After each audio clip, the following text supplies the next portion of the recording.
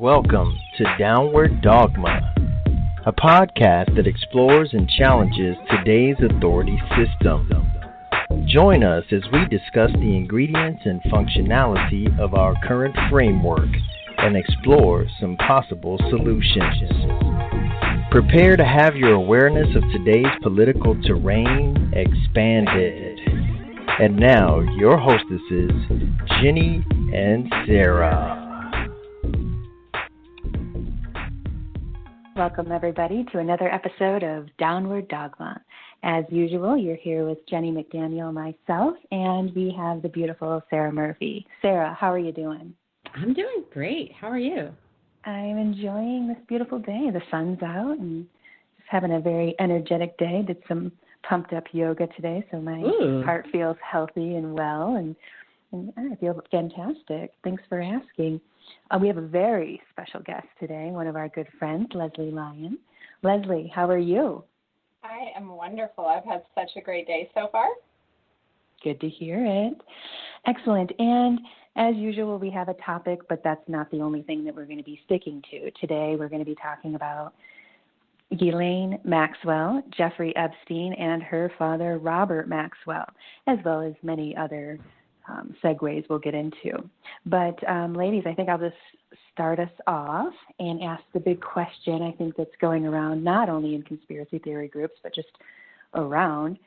Do you think that they will give her an opportunity to spill the beans? Do you think that she'll actually not commit suicide and get to a jury or court or what have you and I guess call out some of the biggest pedophiles that run our country or are at the top of our country? What do you think? Sarah, let's start with you. What do you think about that? Yeah, so this is a really good question. And what pops into my head first off is yes, because they finally have a fall girl, right? Like it's easier to blame women for things than it is for men. And so yes, I do think that she will get the chance to come out and kind of tell some of her story. But I think only because she'll be highly discredited for all the reasons why women are discredited. You know what I mean? Like, I feel like they're going to be like, yeah, she can come out and tell some of her story, but then we're going to basically discredit her and call her a liar because she's just protecting herself and she's saying what all the people want to hear, and it will end up kind of where we are now. Leslie, what do you think about it? You think she'll get a chance to stand trial and state some names? I do think she will. I think it will be really fascinating to observe. It's the beginning of the end for all of them, whether they're really ready to admit it or not. And by admit it, I mean allowing her to walk through this process still breathing. If they don't, another person will just come forward, whether it's willingly or not. It is the beginning of the end, and I believe that fully. It's just a matter of who it's going to be. Yeah, it'll be interesting to see how it all plays out. I watched that documentary on Netflix, Filthy Rich. Did you watch it either?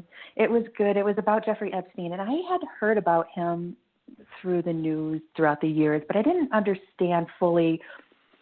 I didn't fully understand what child trafficking meant. In my mind's eye, I saw like third world children being rushed over from, Indonesia and sold to rich white people. I didn't understand the process and how Jeffrey Epstein, certainly that does exist, that way does exist, but Jeffrey Epstein, in the documentary and how they portrayed him, and I think they did a pretty good job, they portrayed him as basically seducing young women. So they aren't quite women yet. They're, 14 to 16 or something like this. And he would do this really creepy thing, like Ghislaine would scout high school areas. I think he lived in a rich area of Florida. I'll get the name of the area, Palm Beach, some shit like that, somewhere all the rich people live.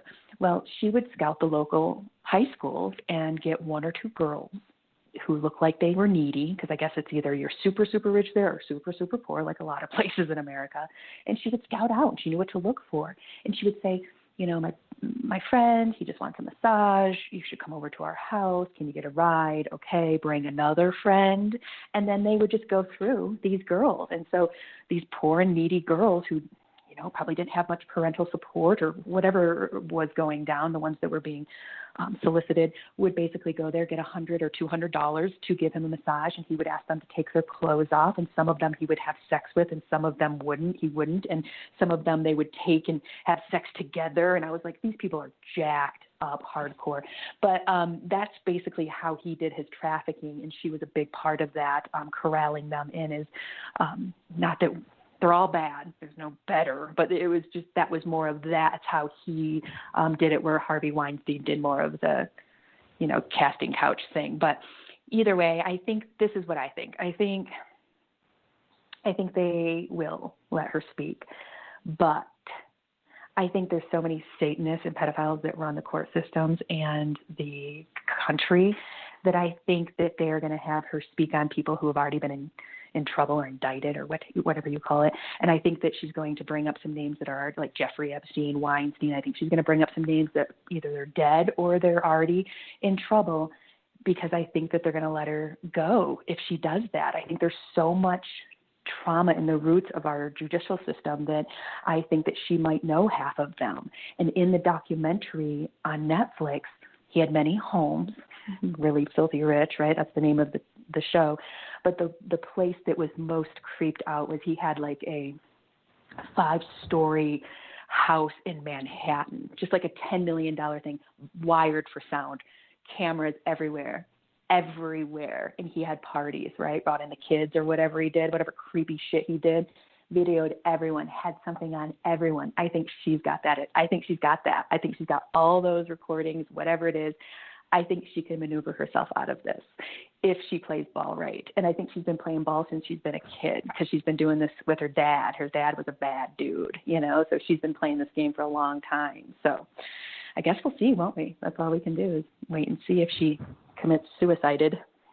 To me, I think what's most interesting about all of this is where it comes from, right? This,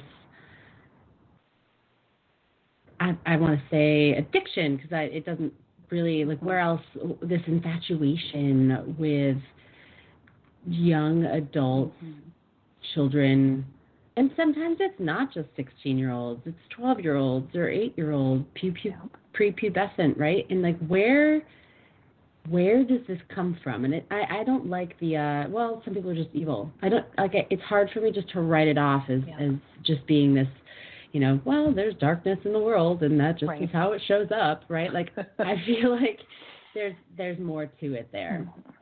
Well, I think when you really get into that side of it, you're really talking about sexual kinks, and you're talking about a whole different realm of open conversation that's not being had. Yep. Yeah, I would agree. Yeah, and there's a lot of, I hate to use these words because they're, I don't know, I think they might be too big for the labeling I'm trying to do, but there is a lot to be said about ritual and old ritual and taking power from youth. And this, if you talk to people who study rapists, I'm sure there's many reasons of why people rape other people, but a lot of it is a dominance control thing and eating, so to speak, energetically, that fear, right? So I think that there are some very old, and I mean old rituals that go down with the sacrificial blood of a young human, probably often like the Catholic Church goes with male. I don't know all the stipulations. I try not to look too deep. I just want to get the idea so I can chop it down. But yeah, I think that there's something to be said about the control thing, young and sexual ritual that somehow these, and I'm talking about the higher ups probably get, and I think it just trickles down into a malfunction because you don't have to be a wealthy individual to molest children. In fact, that's a ridiculous statement. It happens across the board in all different, wealth categories. But I think it started in the wealthy spaces thousands of years ago with higher ups taking power. And then I think it kind of, people have been damaged by that. So if you take a look at people who have been molested by priests, they'll come forward quite often in their 20s and 30s, and they're damaged. That might have happened for a year or two, and they are damaged. So what happens is you have all these let's call them 1% or Satanist type, who are abusing women, children, small people. They're abusing them, and those people go on living. If they don't kill them, I don't know if they kill every one of them. I don't think they do, but they go out into the world and they live a jacked up life and often take their unhealed trauma out on other people, and that can look like a lot of different things. So we are talking about kinks, addiction, and psychological discord here. I did read a really interesting article a while back, and this man had head trauma, like he had a head injury, like something fell on his head at work, or just a typical accident. Well, with this head trauma, which created brain damage, came pedophilia. So they started doing, he had to go to his wife and be like, I'm having these crazy urges. I'm freaking myself out. What the hell is this? And they started doing research on the part of the brain that was damaged. And after they healed or changed, I can't remember exactly what they did, that part of the brain, or did some healing there or some surgery or something, the pedophilia thoughts went away. It was a tumor, and it was pressing against a part of the brain. And as soon as they moved the tumor, his pedophilia thoughts went away. Well, after a while, sometimes tumors grow back, especially if the root's not taken care of. Root grew back, and the pedophilia urges, if you will, he never acted on them. They were urges, came back, and I'm like, holy shit. We might need to look at their brains. I actually have read that same article, so it's really fascinating that you bring that up. And I think that, there's a couple of segments that you're looking at here. You're looking at, one, the elite, power-hungry situation. And then you're also looking at pedophilia, and they can combine and they can be separate. But, what's going on with Jeffrey Epstein and this gal, I can't say her name, they set up something that is like it's old. People have done that for centuries so that a young person, male or female, feels more comfortable with a woman. If a man approached you as a young girl, you're not going to be as open to that. You're more open to this. Like, they're using the art of manipulation. They're using their money. They're using their elite to gain all of this power. And then ultimately they're using it to get away with it for years. Yes, and it's an old paradigm. They called it a pyramid scheme, a sexual pyramid scheme in the documentary. I'm like, yeah, because they would keep recruiting. Just one girl would recruit the next, recruit the next, recruit the next. They just set it up, and it ran like a train, a well-oiled machine. I'm like, oh, God. And that manipulation. Yeah, oldest trick in the book, no doubt, right? Look at religion. Right. Well, and often in prostitution rings, there is a woman at the head of all the females. And it is, they're just setting up a power trickle. So whoever's at the top has the most power, and then down from there. So it encourages these really unhealthy women in this situation. They don't know anything else, a lot of them. That's all they know. So they're working their way up in the ranks. And it's the way they protect themselves or the people that they're close to. I think you just described Ghislaine. I think that's what happened in her life. I think there was a power struggle. She saw all of her life with her father in the ranks, and wanted to feel protected by a high-powered man, and worked her way up and basically took over the madam position of all the sexual kinks, endeavors, whatever. Yeah. In all honesty, she's just another victim of the entire system. Now, she is no better than what they did. At some point, you have to take personal responsibility, but she really is a victim of theirs from probably a very young age.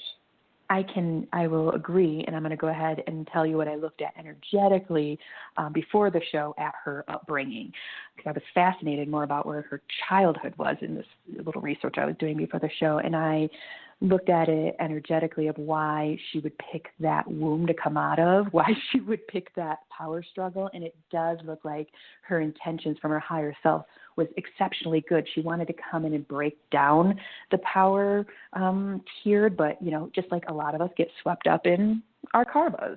So, yes, she picked that family to come into for very good reason, part of it karmic payback, because what happens is you see some of, even though you're, a victim or you're unhealthy or whatever, you are reaching out for these men that are high stature that can protect you, they're all dead by suicide. you know, so she has a lot of pain. So yes, she is a victim.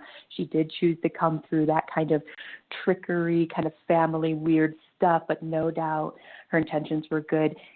And she has probably an incredible amount of pain. When I saw a picture of her, I read her energy and I was like, she doesn't sleep at night. And how could you? I mean, even if you're a pretty terrible person, I'm sure that at some point things start to get to you a little bit. So it'll be interesting to watch how it all plays out. The reality is she has to lie to herself in order to do what she's doing. And when you end up being held accountable for it, you can't lie to yourself anymore. And that's where the pain point reaches a place where you have to shift and change or you die. Yep. You have to do some healing. So I think that she'll probably end up getting some jail time for, for visual, so everyone can see that she's being punished. But and it could be me being paranoid, and because I get that way sometimes, or I'm being, over negative toward the judicial system. But I feel like she's got a lot of them by the short hairs, and he did too. But he had been in trouble for many years. This is like his third go around. They said get him out of there. But in the documentary, the autopsy guy was like, he did not hang himself with cloth from a bunk bed. There's a broken bone right here. Someone hit him hard here or whatever, helped the thing along. And I was like, oh, shit. And Ghislaine, her dad fell off his $55 million yacht, and they're calling that suicide, but he could have been murdered. But he had stolen a bunch of pension money from his businesses, so stolen from his employees to keep his newspaper up and running. So he could have committed suicide, or he could have been killed by owing people money. Either or. Her favorite men in life that she's looked up to and idolized really are now dead. So that's got to wake someone up, even if they're deep in the trenches of, denial. Yeah, I don't know. I hope that she heals and gets some karmic relief from this life. I hope that she gets some relief in growth, because that's not an easy one. For sure. I think that coming to terms with her part in this situation is the opening of a door for her to choose that or not. That's totally up to her. Yes, and I don't think she's that old. I didn't look at her date of birth, but she may be 1961. That's when she was born, so 61. She's about 17 years older than me. I'm 42. That must put her close to 60. So yeah, she's not a young chick anymore. So, ladies, where should we steer from here? Is there anything in particular you want to bring up about her or Jeffrey before we move on to another topic?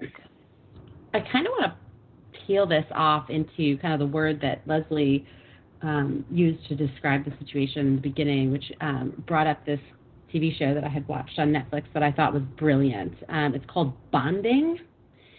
And there's only one season. They're only like 25-minute episodes.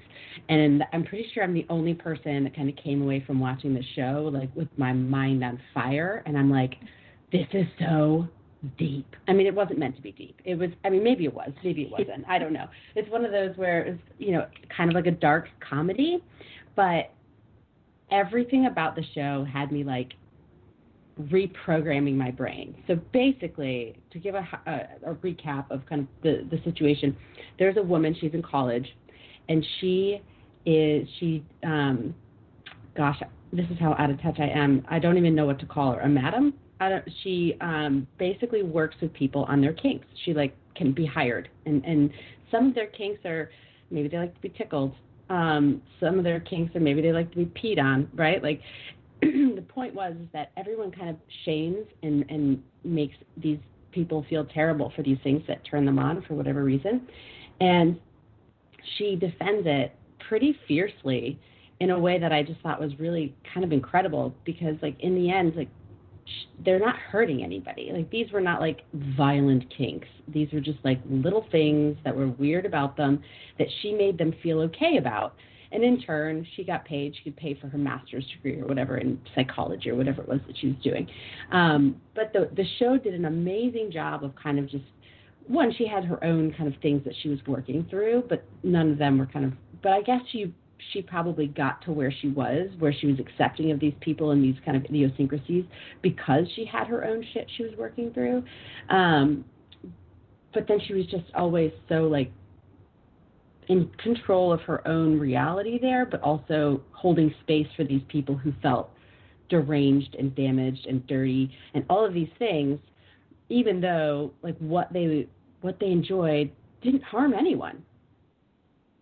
So I think what this all comes down to is our shame association with sex.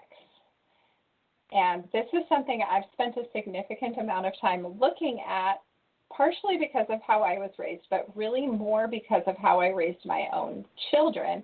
And a lot of them are young adults. And I'm now re-looking at that because I don't like the level of shame that I'm seeing in my kids. And I'm going, what went wrong here and why? And I've changed my belief system midlife. So the older ones had a different experience than my younger ones. So, but I've spent a significant amount of time dissecting that, and I can understand. I haven't seen that show in particular, but I love it because I have found that in working with Tantra and with a lot of different men in this area, there's a lot of people who think that their kinks are abnormal or that they won't be accepted. And sometimes that's true and sometimes not. But we should all have a space where we can unpack, feel safe to unpack, and really look at who we are and why we are that way, because self-awareness is the key to healing. That is beautiful. And I wrote that name down, Bonded, because I want to watch that one. You say it was on Netflix, Sarah? It's on Netflix. It's like 10 episodes and they're like 25 minutes long. So you literally could binge it in an evening. That's what I did. Yeah. And I don't think they came out the second season. I don't know that they will. I thought it was gorgeous what they did with that topic. And I remember as soon as like I finished it, I wanted to download it with somebody. I'm like, please, someone talk this through with me. Nobody else quite got it the way that like I got it. So hopefully now you guys will see it through like a different lens. But you can also just watch it for the dark humor. It's a pretty well produced show. But yeah, for me it was super eye opening, because I don't think I had really spent a ton of time looking at the shame associated with things like that. Like, pedophilia and the things where, like, you are actually incurring karma and you're damaging other people. You're trying to control or, harm. And this is not that, right? But yet it still holds that same space in society, whether it's, like, furries, right, where they dress up in costumes or whatever. Like, no one is being injured there, literally. No. You know what I mean? No. It's funny. They're having fun. I watched this show, and this woman was talking about that. She's like, I like to get dressed up and act like a horse and play around with my friends, and then we have sex. And I'm like, as long as everyone's consensual here, what is wrong with that? There's nothing wrong with that. But society, because we really are we're breaking these constructs, but we really are on these stilts of what is socially acceptable and what has been put on us religiously. So I can't tell you how many women, grown women, smart women in their 50s I've had on my massage table break down crying when I get into their root chakra and sacral chakra because they have so much shame. They're married 20 years, still have shame around sex. That is deep. That is deep. I go, is your husband kind of repressive about it? They're no, it's from childhood, and I'm a Catholic or whatever they would say. It'd be a different story each time, but Catholic definitely came up quite often. Probably because where I was working or whatever. But point being, I was like, oh my God, this is deep and creating a lot of, in my mind, disorders or disease. So look at there's many contributors to this, but look at the cervical cancers and the ovarian cancers that have come up in the 80s and 90s. This incredible amount of probably environmental exposure as well as genetic, but also shame sits in our energy, in our chakras, in our cells and what have you. So as an energy worker, I take a look at where that same that kind of stuff sits and take a look at where we can move the energy and they can heal that. Because if people have a lot of grief, and this is no blanket statement, this is just a baseline. If someone has a lot of grief, they might have a lot of chest stuff, or if they have a lot of shame, they often feel it in the lower chakras. So as long as we can be aware of it being there, admit it, and then find, like you ladies said, a space where we can communicate and kind of work that out. Maybe even find other people, like a internet group where people are into it. It could be as simple as people are into feet and are ashamed to discuss it because of whatever reasons. Maybe, I don't know, whatever reasons. So it could be, as long as it's harmless and consensual, I think people should play out their kinks and, talk to their partner and say, I have desires. Because I know a lot of women who want to, do funny things like have their husband dress up in a cop a costume or something, but they're so shamed they can't even ask. And this is the man they bared children to and their soul and their life and committed their life to. I'm like, no, ask him to put on the outfit. He might dig it. And if he doesn't, find something in the middle. Not that, you can find something in the middle. Maybe he wants to be a fireman. I don't know. Right. we should lighten that. Mm-hmm. You hit on something also where it's like, and I didn't grow up in a very Christian household, but there was always kind of I don't know if they still do this now, but there were like the people with the promise rings and they were like taking the vows and like, so not only, and actually I was getting my hair done the other day and my hairdresser was telling me that like she had a bunch of friends and like they waited to have sex until they got married, and now like they're married and they're super unhappy and they never have sex. They're like newlyweds still and they like never had sex. Ooh. But here's the other thing. You can't learn. How do you learn to talk about those things if you've literally never done it? If you've never done it, you don't know what you like. They also shame masturbation, and so it's like you're having to do all of this learning and like in real time, but you don't have the vocabulary for it. You know what I mean? I have an intimate look at that since I raised my kids as a Christian and was a Christian for 21 years. So that is what I'm talking about when I'm saying, like, I was always more open with my kids, but not to the level that I am now. The level I'm, in all honesty, with my children now, they're just like, Mom, no. We're not having this conversation. I'm like, I want you to learn it from me. You need to understand what this means. My kids are having sex and we're talking about it, and and they're just like, other parents don't do this. And I was like, yeah, but you're not other kids, so we're going to do this and we're going to talk about it. And then as a side note, like, I've manifested my entire business with my sexual energy, and I've also used my sexual energy to heal myself with masturbation and with a partner. So I literally am having sex talks at the grocery store, at football games, with my children, with my children's friends, and everyone's like, you're so open. And I'm like, this is how it should be, 100%. I love that. You should meet my friend. Leslie, I'll have to introduce you to my friend in Boulder. Her name is Elizabeth Wood, and she's a sex educator. And back in the day, her and her husband were sex surrogates. So they would have sex with emotionally traumatized individuals. It wouldn't necessarily go to sex. It was intimate. No, I understand. It was an intimate I looked space. into it. I think it's legal in California because there's a movie. It has Helen Hunt. Remember her from Mad About You back in the 90s? Well, there's a movie. It's called Sessions, and it came out. I watched it, I don't know, maybe 8 years ago or something. 3 days after I watch it, I meet my friend Elizabeth, who is also a sex surrogate. So in the movie, Helen Hunt is a sex surrogate for a gentleman, for a few people, but the gentleman in an iron lung in Berkeley, California. I think it was maybe late 70s, maybe late 60s. I can't remember the exact time that it took place, but she held space with this gentleman who still had functionality. He was in an iron lung, but he still had functionality of his sexual organs, and that he wanted to have a girlfriend, but he's never gotten close to a woman. He didn't know. He was shamed. He didn't know he was in an iron lung all his life. I think he had polio or something. And so he's lucky to be alive. So she helped him as a man, so maybe in his 30s or 40s, I can't remember how old he was, something like that, help him feel emotion space that a woman needs. And it was just an incredible movie. I bawled through it. It was just like, oh my God, there's people that heal with sex. Of course, this is a thing. And so I started talking to my teacher, who's a trans channel, and he's like, of course, if you're a heartful and non-manipulative healer, you can heal people in that space. Sometimes people get out of hand with that. You can see cult leaders get out of hand with that and such. But there is a way to do it with an exceptional amount of skill, tact, grace, and hard energy. And I was like, yay, go team. Who was ever on that team, you go.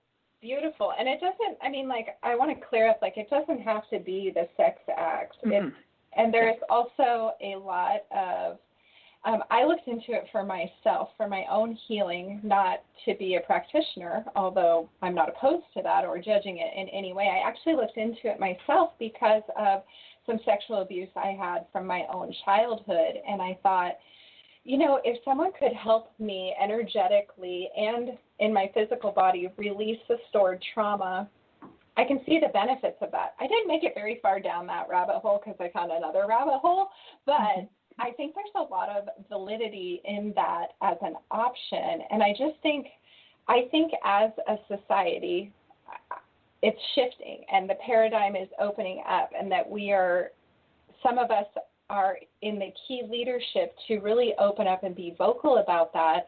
And there's always going to be people who judge that, and that is irrelevant. But there are tons of people in my inbox asking me, what about this? What about that? Have you heard about this? How does this work? And I'm thinking, oh my gosh, this is a humongous thing that people need. Absolutely. I agree. Go ahead, Sarah. Yeah, I was just going to say, someone on my Facebook had shared something that I hadn't really given a ton of thought of, and it was around porn and how a lot of kids these days are learning about sex from porn. They have access to it on their tablets, their phones, their computers, their mom's phone, right?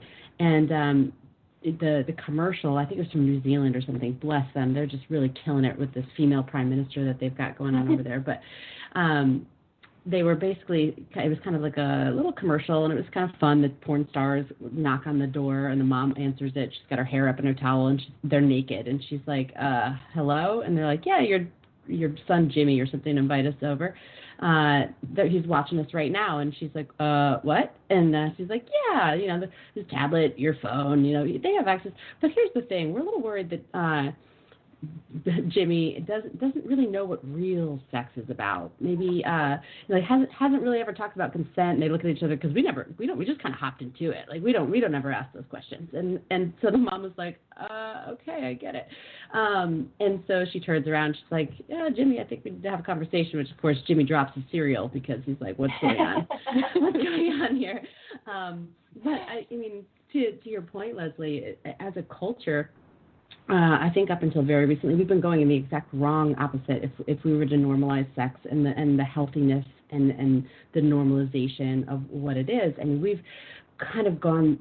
We have a very Puritan. We've talked about this before. You know, our country is very Puritan in its roots. The Puritans literally came over from across the way and killed off the Indians and decided that this was going to be the country they were going to raise their babies in, and that's where we come from, where sex was to be had in marriage. And, you know, almost as women were still property back then, right? So we have at some point got to separate out sex from marriage and you know, healthy sex from unhealthy sex and what that looks like. Because there are differences, you know, just because, you know, something may be looked at to be dirty doesn't make it unhealthy, but also there is unhealthy sex that isn't dirty. Right. So, I mean, I think that the conversations need to be had starting at a much younger age, consent being the tip of the iceberg, but certainly a really important one. And then going from there, because I think sometimes even kinks, even if they're healthy, they may stem from some other place, a trauma that maybe needs to be unpacked. You know, it's not to say that all kinks are, you know, indicative of trauma, but it might be. Totally. I look at kinks as like your preferences in food. Some of them you use kinks for a coping mechanism. Some of them are just because you like it. It doesn't have to be complicated. It doesn't have to be dirty. It doesn't have to be any of those things. And I think they're so, like, I literally know, I could think of 10 people right now who have been like, you wouldn't believe what I'm into. And they tell me, and I'm like, yeah, that's nothing, bro. I'm that's sorry. It? I mean, I know that's a big deal, and I'm so honoring the fact that you shared that with me, but that ain't nothing. Homie, yeah. You're good. You're good. Go enjoy it. Have some fun. As long as your partner's down, go for it. You know, I read a series of books. It was by Jean Auel, I think it's called, her last name is, and they were called Clan of the Cave Bear. And they were written like in the 70s, and it took her forever to write them because they were historical fiction. I mean, she was using very detailed historical information, and I love a good story with history in it. So I read all of her she had like 6,000 or 7,000 page books. Long story short, a great series. Read it if you're interested in prehistoric healing and what have you. But in this tribal life, now they went a lot of places and traveled in all these books, but a few things stayed in these tribes, even though they were in different locations and had different specialties and what have you that they would visit. They all had a really healthy mentality around sexuality, and monogamy wasn't a normal thing, although people would couple together and live together and have children. But it was the women's children and the men, it was polyamorous. And so what I found to be fascinating and lines up with this conversation is John Delar, one of the main characters in the book, who is married or whatever, paired up with one of the main characters. She's a healer, Aya. They made a movie about it in the 80s with Daryl Hannah. It was terrible, but it gave you the gist. But he was a sex healer. He would open women up, and it was pun intended, to sexuality. And I don't know, they went into a lot of detail. I don't remember the exact details of what he would do. I don't know if there was actual intercourse. It doesn't matter. He would set them up to receive orgasm and how to be received, to receive that and energy from a man. And then, of course, there'd be an equally talented elder woman, not too elder, woman showing the men how to please a woman and how to find connectivity, and that it's a two-way street. And so I have goosebumps just thinking about that part of the story, because I found it so healthy and so amazing that, not that we have to do it that way, this timeline or at this time, but I found it amazing that someone with so much compassion in the community would help others through that threshold. And then when they got into a connective pairing relationship, whatever you want to call it, marriage even maybe, there was some confidence, there was some experience, and then they could go into their pairing with a little bit of, experience and in a little bit of confidence, so that they weren't so shameful and, scared for the first couple of years. Go ahead, jump right in, enjoy it now. You don't have to be all awkward for the first year of your marriage. So I thought that was brilliant. I would venture to say that based on the popularity of MILF porn right now, that is a valid necessity. And I'm not saying that it needs to happen. What I'm saying is, there's a lot of young men saying, I don't understand. Can someone show me I could trust? And Sarah and I just had this conversation about a sexual chieftain, and about that same theory that there are women or men who could teach people coming of age who are consenting how to connect in a way and how to please in a way that is honoring to both parties, because porn is not doing the job. No. It's not. Never has, never will. My friend Elizabeth, the sex healer in Boulder, she goes, a lot of my clients, they want the women to respond like the women do in the porn. They don't have enough experience in real life sex to know that is definitely an act on the porn, and she is getting paid to make those noises. And that's not, although women can be loud during sex, that's not always has to be the sign of a pleasure.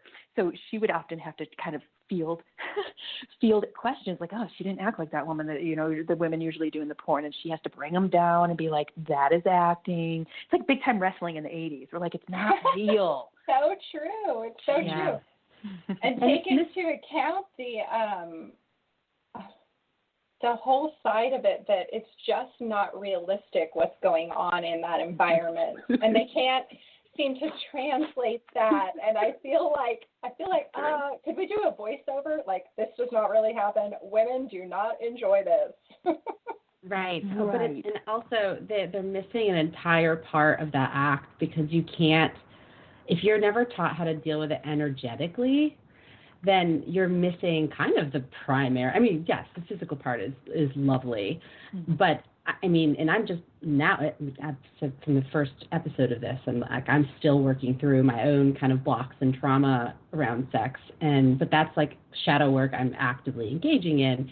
And when you kind of take into perspective the energetic portion of that act, you're like, where have I been my whole life? This is like, can I get a do-over? Because no one told me about this, and life might be completely different if I had recognized or known about the energy component that kind of goes along with that. And That's not covered in your sex ed class. It's not covered in porn. It's not covered when your parents talk to you about it awkwardly. It's not covered when you're talking girl talk. It's not covered when you're having the first conversation, you know, hands shaken with your first boyfriend or whatever, right?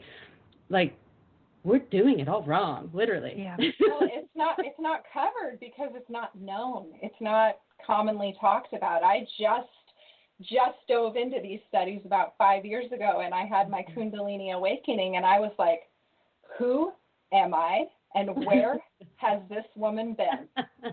Because I love her, and she created a powerhouse business with sexual energy. I'm down for her. Absolutely.